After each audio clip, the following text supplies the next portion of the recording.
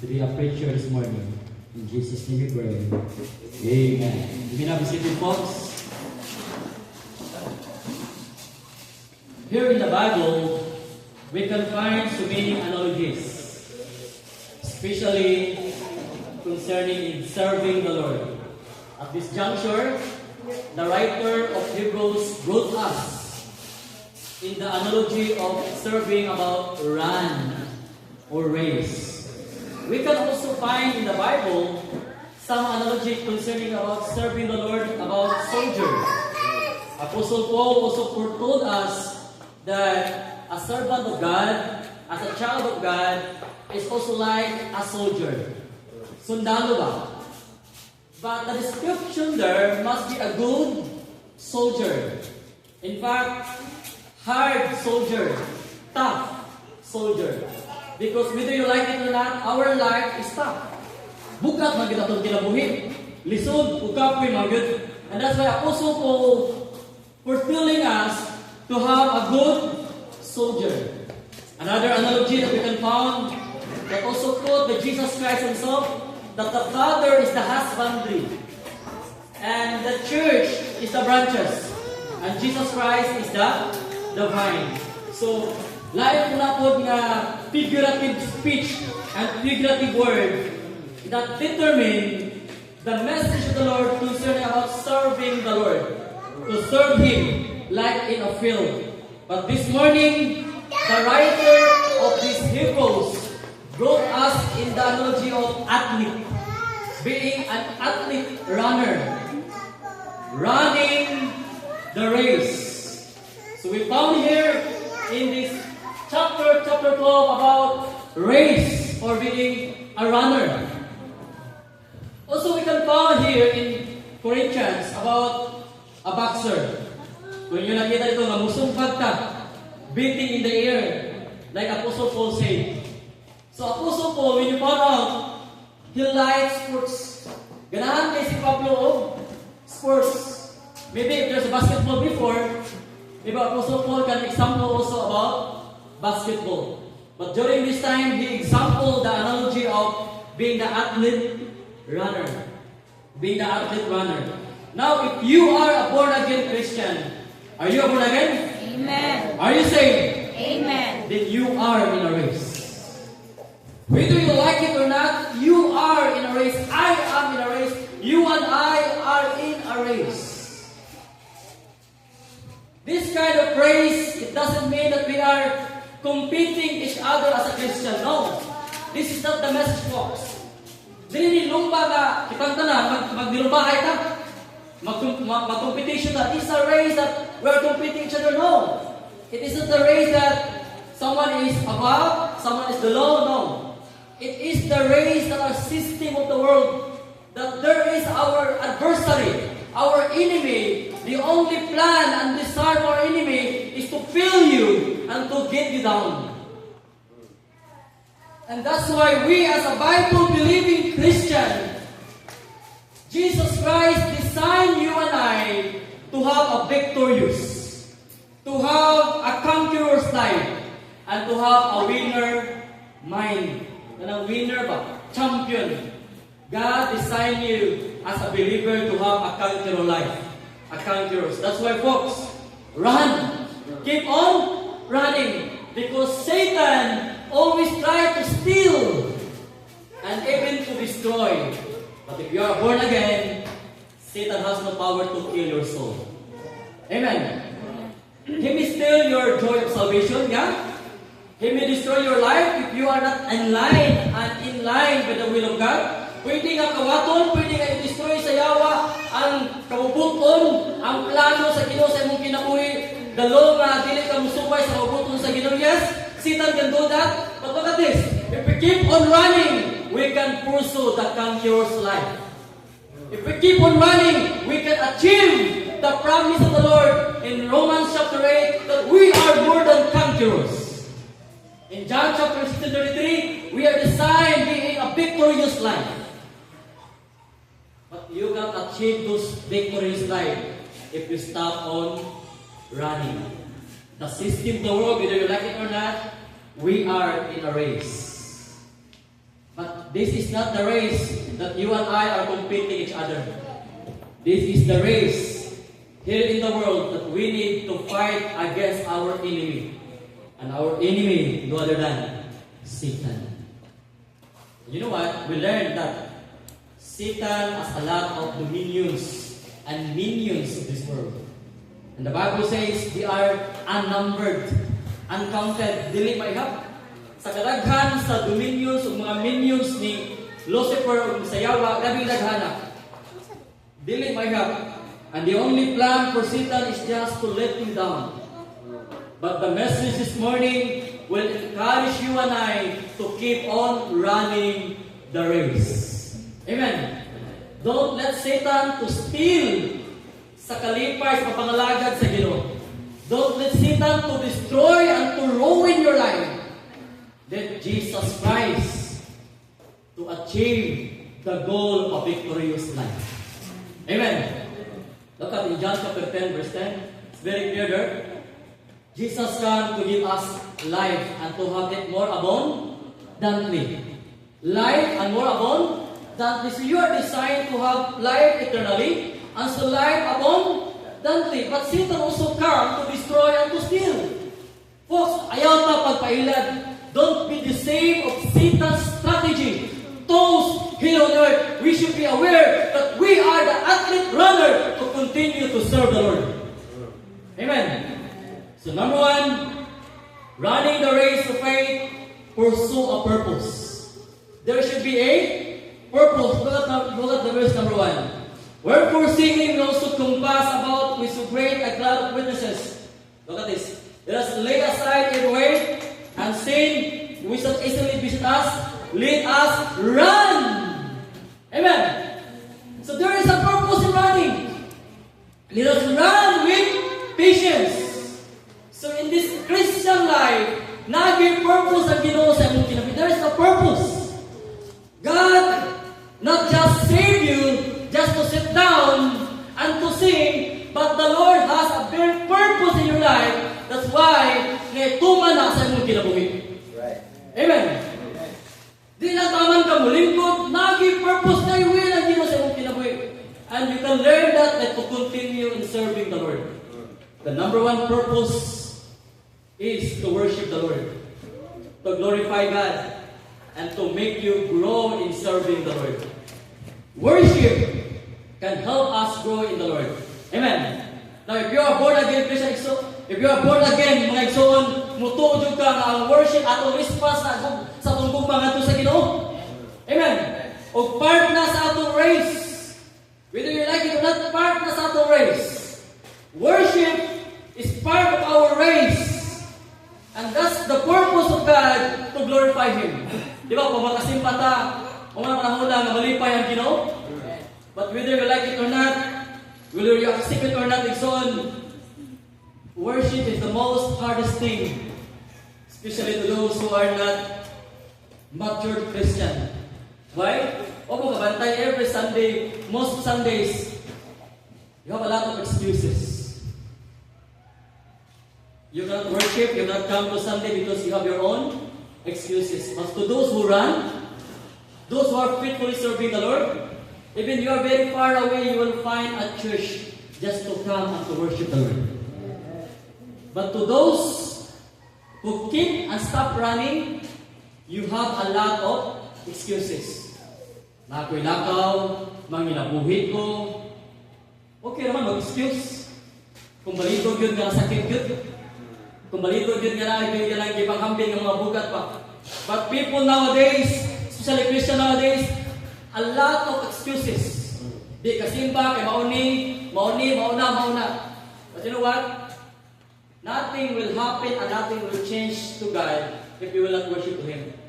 He will remain God. That's right. He will remain King of Kings. But I tell you this, if you miss in worshiping the Lord, something will happen to you. You miss the abundant blessings of the Word of God. You miss the directing purpose of God on that week. Because you know what? Di man gid ang tao mabuhi lang sa tinapay. We can also live by the Word of God. And the Word of God is our most powerful weapon to fight every adversary,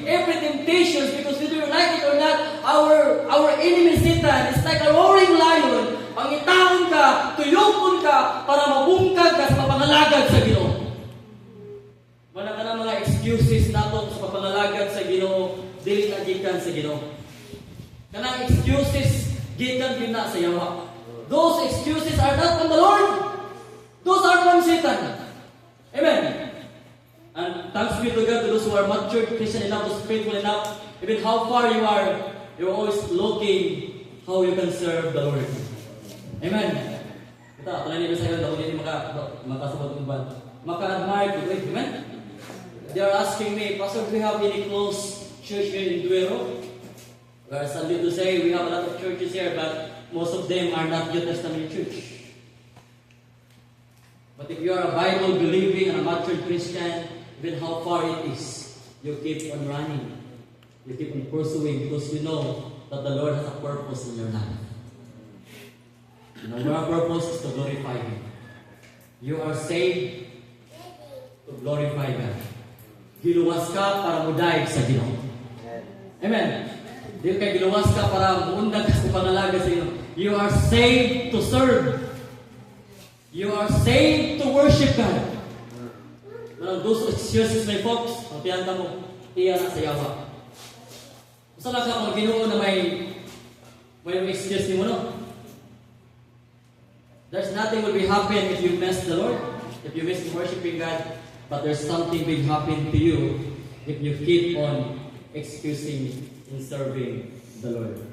God is always God. Ambot ng kasatuwa na binay mahitabo gid. Kaya ang tanan to those who really kanang dili mangalagat ng sa Ginoo, pagkala na magsuon na agay paaboton gid ngadto sa Ginoo. Kaya tinuod nga anak sa Ginoo, iya mo ginang pahibanggon. So don't make any excuses. Amen. In order to continue, then you need to worship God. You need to take care of yourself to grow your spiritually. Bible study, soul winning, children's ministry, wherever the ministry the Lord entrusted you, continue to run that race. That's the only way how you grow in the Lord. Mga nang pamaagi lang, namutubo ka ngadto sa Ginoo. Amen? I know it's very hard to wake up early in the morning on Sunday. Oh, mabantay. Every Sunday it's very hard to wake up early. In other day, okay lang. Especially in Ayuda Day. When Ayuda Day, you know, Ayuda, for peace time, Akap time, Ayuda Day, you are too early. But why not on Sunday? Even me, makabantay, you and I, you can notice at one, it's hard for every Sunday in the morning. But if you are in love with the Lord, even how hard it is, you will fight those tough and hardness just in order to respond sa mga lagad ka ngadto sa Ginoo. Amen. Berbantay juga kung Sunday, isod kayo. Isod kayo. Bukat kayo sa lawas. Kapoy kayo. Pero lain adlaw, mahadlok maliit sa trabaho. Mahadlok maliit sa atong tanan. Mumata ka siya, why not this Sunday? There's a run. There's a race. What ang bantay na? Satan will give you anything na mabukat imong lawas. Your body is too hard to wake up early in the morning. But in other day, like in school, in our offices, in your business, you can wake up early. But why not in Sunday? That's the only thing that we keep on running. Amen. That's why we need to run. Because Satan also is subtle. He keep on finding every people right now, especially for believers. He cannot snatch your soul, no? Because we believe once saved are always saved. But one thing Satan can snatch you is the joy of your salvation. Wala na kay gana mo sita. Wala na kay gana mo hatag. Wala mo gamay na gali ang mission giving. Simple lang na. Simple lang so. Daghan na ang niundang sa paghatag. Daghan na ang niundang sa pagsimba. Pero muna ko lagi ang mission giving, bintaha, kinadasi ka. Amen. You see? So keep on running. Honestly, nothing will be gone, nothing will be happen to the Lord. Kung hindi ka musimba, wala may mawala sa Ginoo. But there's something will be changed in your life if you keep on missing in worshiping the Lord. So let us run. Amen? That's a very encouraging word and very imperative. Ngunit importante, focus ka, whether you like it or not, and let us run. Because there is a purpose. So, the purpose number one is to glorify God. And secondly, to make your spiritual growth. Mutubo ta ngadto sa Ginoo. Amen. Tumundan ka sa pangalagad, pag mutubo. You keep on running, reading the Word of God, you will remain immature. You keep on, you stop on serving the Lord in the church ministry, you will never be mature. So let yourself be involved where the Lord designed you to His purpose. Because every one of us, the Lord designed us in His will. Maybe some of you, the Lord designed to be a preacher, to be a song leader. Hindi ka song leader ka, amen? Amen? Wow. Natawa sila, oh. Okay. Jesus says, when natin kanta mag-Ginoo, di ba? Oh. Nakurat kayo. Tagaan sa atong group chat, tuon ni hapon. Tuon lagi, amen?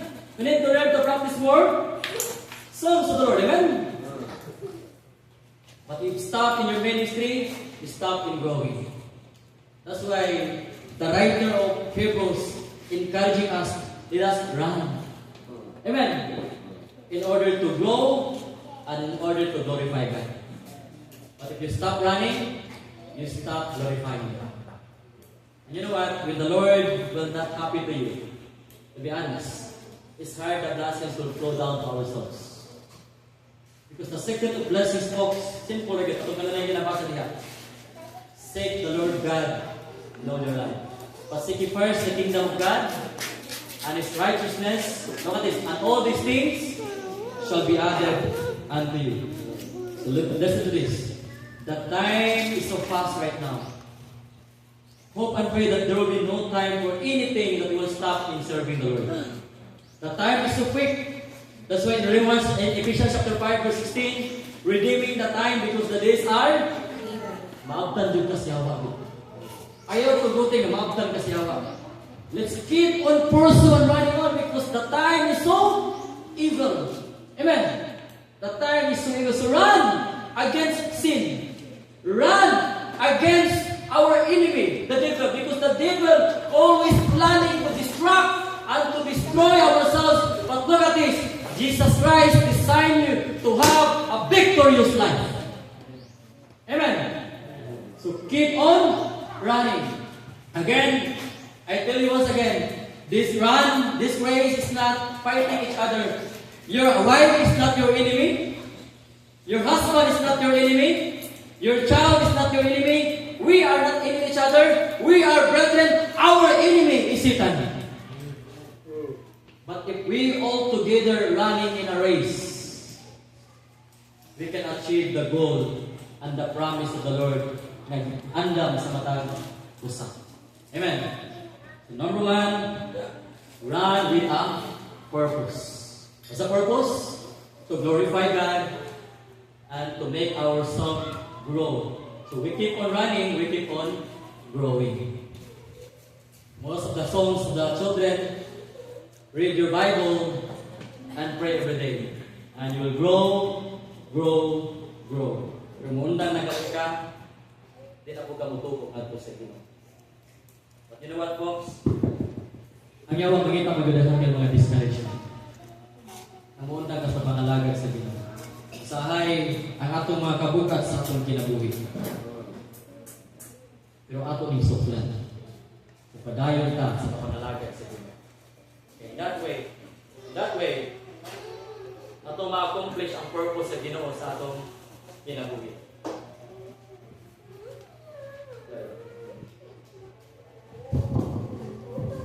Okay, puro na patiri ko. So number one, run with a purpose. What the purpose? To glorify God and to make us grow. Satan's work is to distract you, to hinder you, to discourage you. Sometimes, having a lot of possessions and finances is also a distraction to our lives. Kaya nananagkwarta noon, hindi na magalagad sa Ginoo. Bis na naman dasan na isang na trabaho o something na makalimutan sa pangalagad sa Ginoo. Manang mubantay ta sa litag sa yawa. You should be aware for that. Do not be deceived of Satan's strategy. Keep on running the race. Keep on running the race. Number 2. Running the race of faith is to prepare you a better person. Amen. To prepare you a better person. Look at verse 1. Look at verse 1. What the Bible says. Wherefore singing we also are compassed about with so great a cloud of witnesses. Next. Let us lay aside the weight. In preparing, in running, and in serving the Lord on a better Christian, on a better place, on a better future of us, we need to lay aside the weight. Come on, weight. Balik kawan. Weight. Kabugat. But you know what? Before you lay aside, sometimes, and most of the time, Jesus will allow us the weight. I'll give you an example. You remember Manny Pacquiao? Before Manny Pacquiao entered in the ring, he made a lot of preparation. He kept on running and boxing. Sometimes Manny Pacquiao show his butang na rin nga bukat pa. Kitawa na? Oh, wait. Welterweight. Butang na lang mo din. Bulbul o ganang tingga. Anything that can make heavy to Manny Pacquiao while keep on running. Basketball player, before the tournament, during their practice, they put on their hair, tingga, abugat. Sometimes, God allows us the way for you to prepare in the future. Amen. Amen. But during the tournament, Manny Pacquiao will take off the weight. Nakanyo? So tugutan na sa Ginoo, God will allow those burdens, weight in our lives, in order for us, we are prepared in a big storm or a big problems in our lives. Amen. I remember when I was a swimmer, because I used to in Malingin, in order na maka-ilaw ka, kinahanglan ka na ikabukat na itong mga bato bitaw, you hold a big rock in the depth of the sea. So you can walk. And most of swimmers, they practice, they have their own big rocks to keep on swimming. But during the tournament, they will pull out the rocks. Nakuha niyo? Amen. So those way, only God is preparing for you for a better Christian. Di ba sa mga problema, mga pagsulema talaga ito? Amen. Kana mga butanga, mga kabukas sa itong kinabuhi. Mga pagsulay, mga dagko kayo ng problema, pero kasagara problema na ito, kaya kinimang way kwarta. Way kwarta. Kung may kwarta, samo ko ng kinabuhi, lipong daw ko ng mata, lipong ang talan. Pero yung ng Biblia, lay aside. Amen. Take it all. Lay aside. The part of the preparatory process is to remove our weight in order you can achieve the better future as a Christian life. So the Lord will allow those weight in our life for us. We are prepared and we are prepared kung na mga dagko kayo mga problema sa atong kinabuhi. Amen? So weight, burdens, trials in life are just a preparation for you and I to be a better Christian and a better child of God. So those problems, weight, gibukatan ka sa imong asawa, gibukatan ka sa imong mana, gibukatan ka sa imong anak, namin dagko kay nga problema, gitugutan na sa Ginoo igsoon, pero gusto sa Ginoo nga ato nang i-lay aside, mo continue ta sa papangalagad sa Ginoo. Amen. Lay aside and continue in running. That's why in 1 Corinthians chapter 6 verse 12, I have something more the word expedient. It's really one. 1 Corinthians chapter 6 verse 12. What the Bible says, the word expedient, journey, right term expedient. Like naman na is expenditures. Explorer, the word explorer, journey. 1 Corinthians chapter 6 verse 12. Another analogy of Apostle Paul, like a journey, like expedient. Verse 12. All things are lawful unto me, but all things are not expedient. I want you to underline expedient. Another term, explorer or journey. Journey, expedient. Where are you? Verse 12.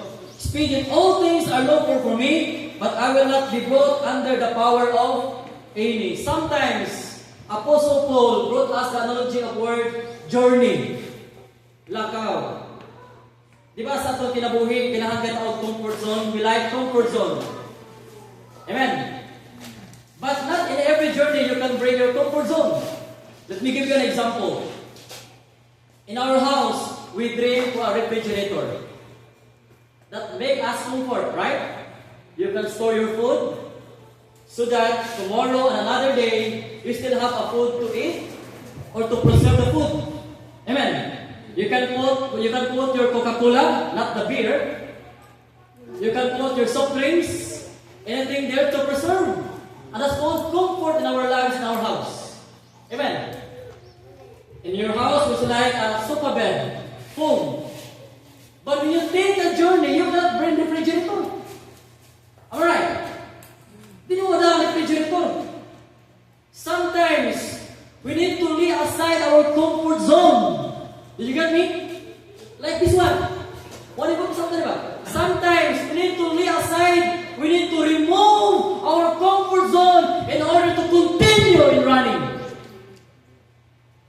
Usahay na comfort na kita, we are very comforted, we have a lot of money, a lot of position, then you stop in serving the Lord, you stop in worshiping God, you stop in the ministry. Folks, you need sometimes to pull out your comfort zone. I know Saturday is a very light to sleep. You sleep very from 11 a.m. But you know what? Saturday is the best thing that there is an open door for the ministry. Amen. Sometimes we need to leave our comfort zone. Because sometimes our weight is our comfort zone. Usahay, ang kabukat nato, manong di na makapadayon, akala natong ito ang comfort zone. Di ka ganahan mo simba, tungkol kay lami na kayo maghida-higda sa panimalay. Lami kayo dili ibakod. Kay lami kayo higdaan, tungkol ni.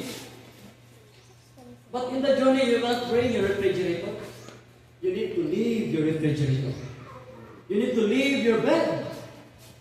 Because sometimes our comfort zone is our weight.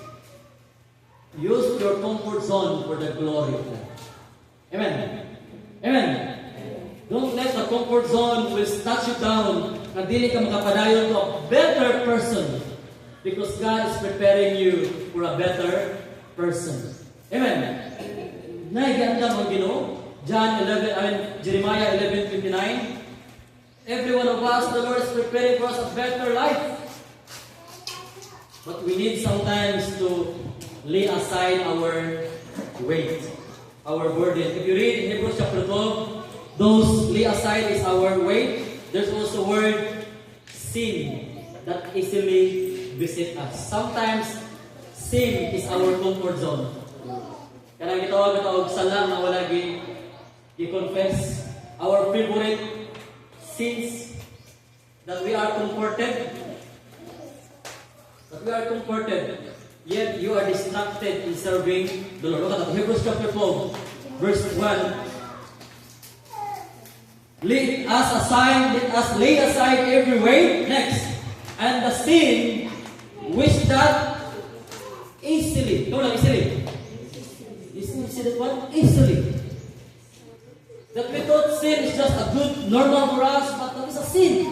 We need to lay aside. We need to remove in order that the Lord will prepare you for a better Christian. Here we go. Sometimes we need to remove our weight.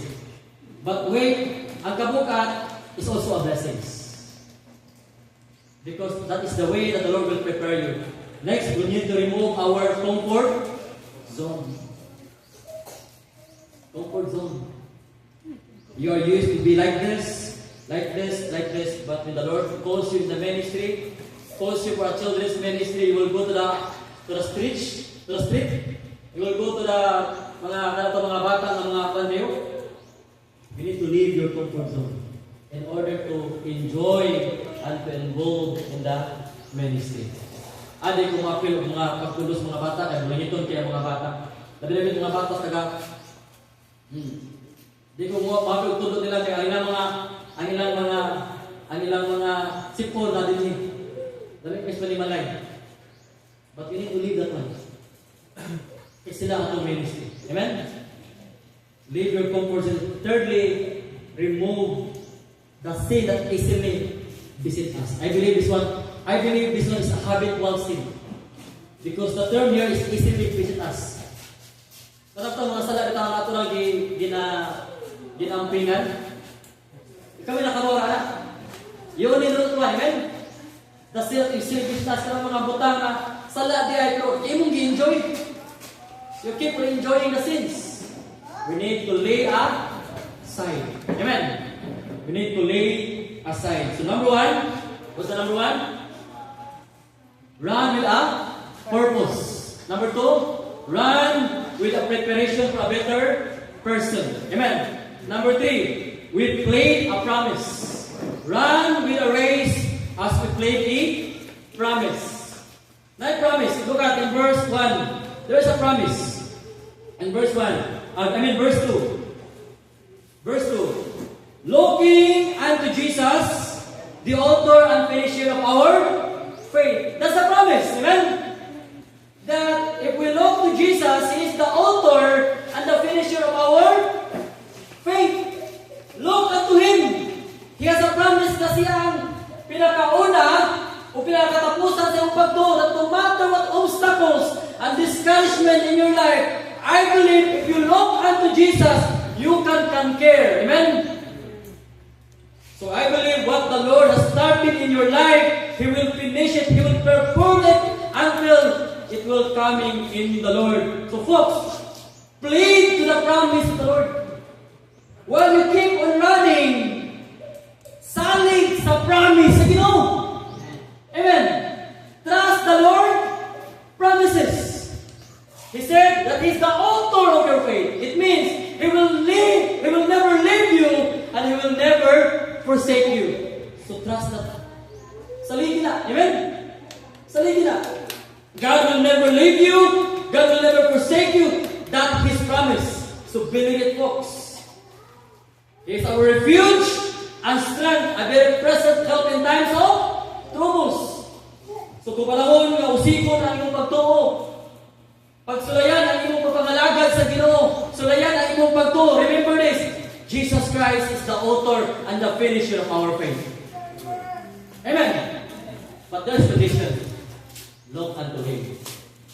Come on, look unto Him. Look unto Him. Not look to your pastor. Not look to your seatmates. Not look to your brothers and sisters. In serving the Lord, in running the race, look unto Jesus. Because if you keep on looking to your brothers and sisters, you will fail. You will fail.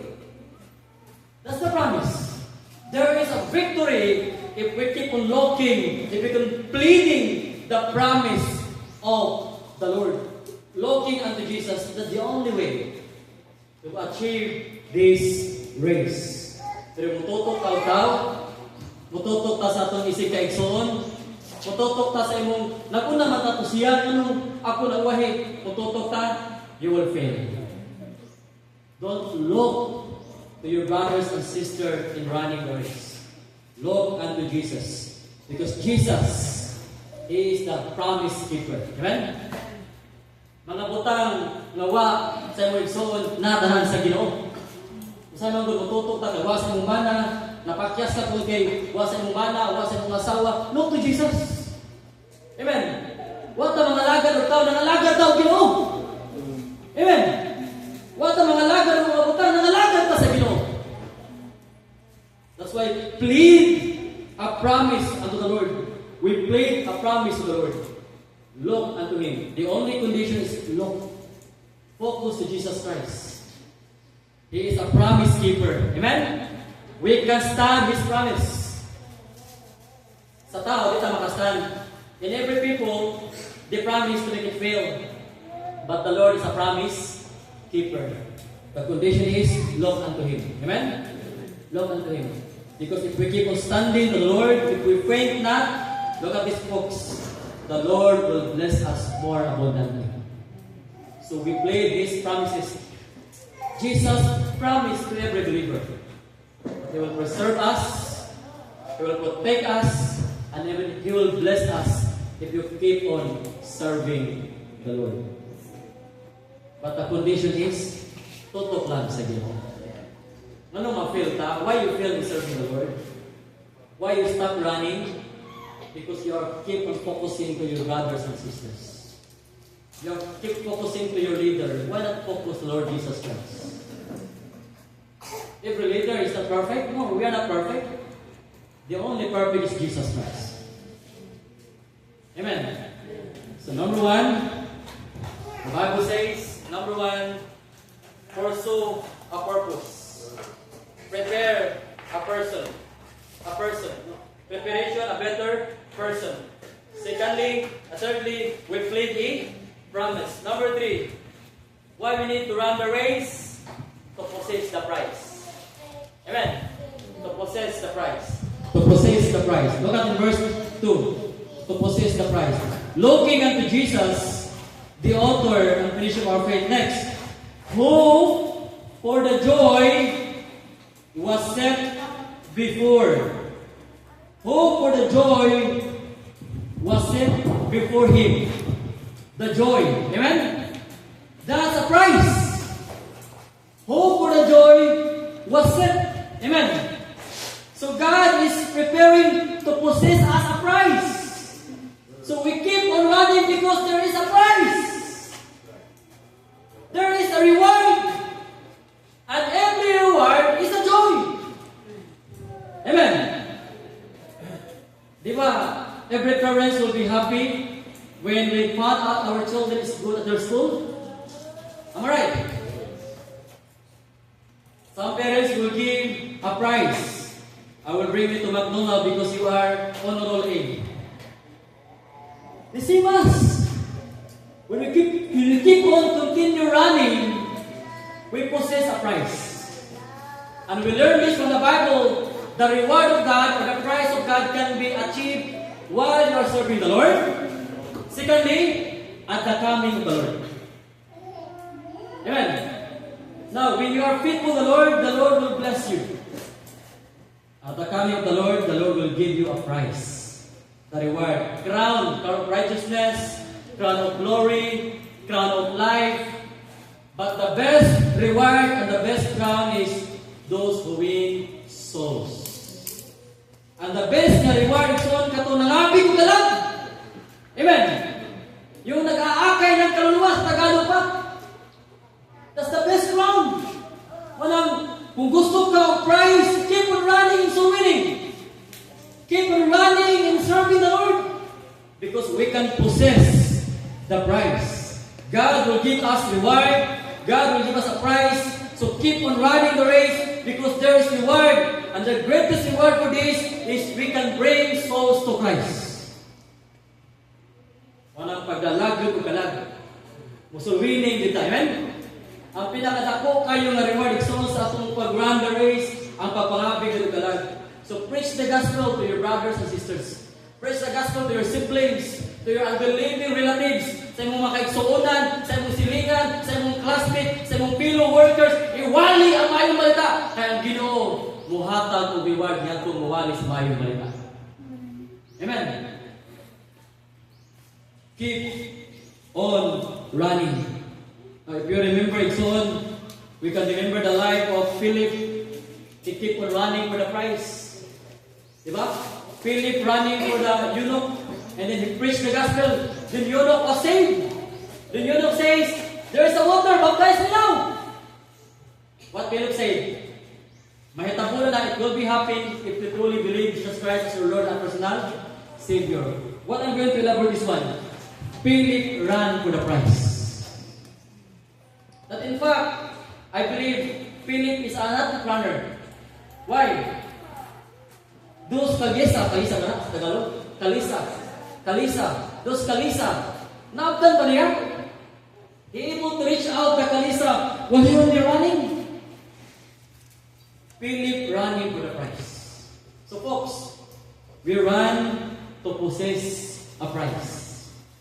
But if you stop in running, your prize will be given to someone. As the Bible says, Revelation chapter 3 verse 11, hold fast which thou wilt have, so that no man will take thou prize, take thy crown. Example, if I will stop being a pastor, then someone will replace me as a pastor. My prize will be turned over to someone because I stopped this running as a pastor. Did you get that point? If you stop in serving the Lord as leader, service leader, or stop in worshiping God, then the other prize, your prize, will be given to someone. To those who continue the race, to those who continue the ministry. So folks, we keep on running to possess the prize. Amen? Are you excited for the prize? Amen. Kanang ino bitaw ang simbahan, well done, thou good and faithful servant. Kanang ino ba, ubay, well done, thou good and faithful servant. You have a lot of missions that has been established. Amen. Kanindot anak? So very nice. Kanindot anak, paminawon nga tagaan ka o reward po na ibalik sa Ginoo. That the Lord will say, well done, thou good and faithful servant. So continue the race in order to possess the prize. In order to possess the prize. Before I conclude, the Bible says, before I conclude, that's why in verse 1, let us run with patience. Patience 1, wherefore saving also our compass, thus lay aside every weight, and the sin which easily visit us. Let us run with patience. Why we need patience? Because while we are running, there are many obstacles. Amen. You know what track and field? Why sometimes we fail? Those track and field, there is seat already. I'm not an expert about track and field. But those track and field, there's already a seat road for them. Those athletes cannot exchange the other road. Alright. You need to focus your own. Nakan niyo? Amen. Usahay ganun kapuyan ta, kay mulingi magkas-bikas, muilo ka sa ain, because you are comparing yourself to other. Instead, you need to focus your own seat. Di ba ka na maglubahay o dagan na may nakagalingon na kanang sa tao na? Pathway, their own pathway. You don't need to ilog sa pathway. You need to focus your own pathway. Why we fail? Why so kapoy? Because you keep on leaning. You keep on looking. Oh, he's ahead of me. Why not to focus your own? Amen. That's why very hard, folks. Because we keep on looking for others. You are treating and serving the Lord as a competition. No, it's not competition. Whether you are slow or not fast, as long as you keep on running, just focus on your race. Amen. But endure. Run with patience. Endure. To make this close, 2 Corinthians chapter 4 verse 16. I ask everyone to please stand. 2 Corinthians chapter 4 verse 16. 2 Corinthians chapter 4 verse 16. Look at this. And I want you to make an any commitment for this word of God this morning. Yes, we run, we are fed, but we need to continue. And we need to play this promise. Let's read this all together. Amen? This is the key that we can continue like Apostle Paul. 2 Corinthians chapter 4 verse 16. Are you there? Okay, all together, ready, go. For which cause we faint not, but though our outward man perish, yet our inward man is renewed day by day. Yet, our outward man is perished, drained, so stressed, so kapoy. But if we can promise the Lord to keep on running, Lord, He will renew our inward man day by day.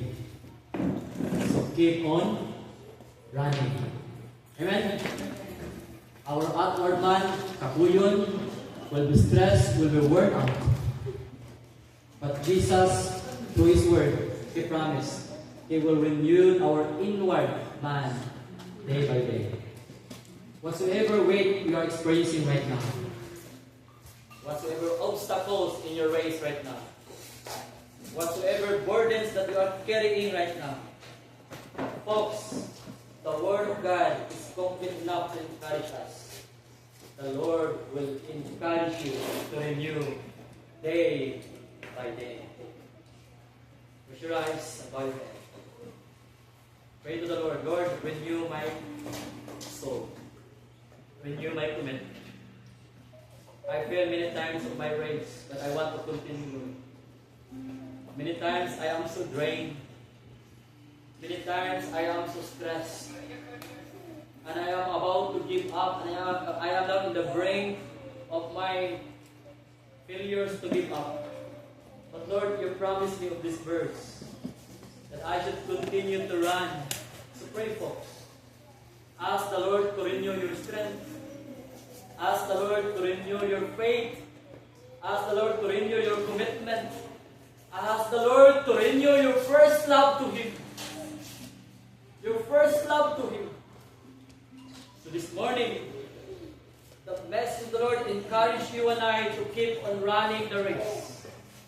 We need to keep running the race. Let the Holy Spirit to renew you day by day. This world are so chaos. This world are so turmoil right now. Too much troubles. And you are so affected and you are so affected. But still the Word of God encouraging you and I to continue the race. Whatsoever ministry you have right now, whatsoever you have, your gift right now, your talent right now, folks, the Lord of God right now encourage you that we need to continue the race. Don't let Satan to snatch. Don't let Satan yung may paundang yung pangalagad ganito kaniya. Pray right now. Pray, Lord, renew me. Renew me day by day. I need you, Lord. I cannot do this life. I am nothing without you, Lord. So help me to face my battles. Help me, Lord, to face my race. Help me, Jesus, to overcome any problems that I have right now. And above all, folks, let us continue in winning souls. This is the most great commission that the Lord has been bestowed and given to us. Win souls.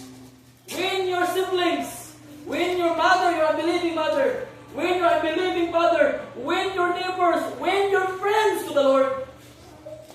This is the only way that you can achieve the most powerful, joyful in serving the Lord. Let us pray. To God Almighty, in Jesus' name. Thank you so much, Lord, for your wonderful message this morning. And this is my prayer, Lord God, that each and everyone right now are humbled unto you. To accept, Lord God, that we can do nothing without your help. And we do accept, Lord God, that this world are so hard. There are many troubles and chaos that make us stress. But Lord, you promised me and this church that you will renew us day by day to continue the race that you set before us. So Lord, give us more strength to fight every battle that we have. More power of yours, Lord God. And above all, Lord God, more courage to continue the ministry that you entrusted to this church and to each and every one. Lord, thank you, Father. Thank you, Lord God, for the sweet Holy Spirit right now that moves to each and every one. And I pray that your word will last forever in our hearts. All this we give thanks and pray. In Jesus' name we pray. Amen and amen. You can have it seated, folks. Amen. Thank you for the word of God. And thank you for listening. Juncture as we respond.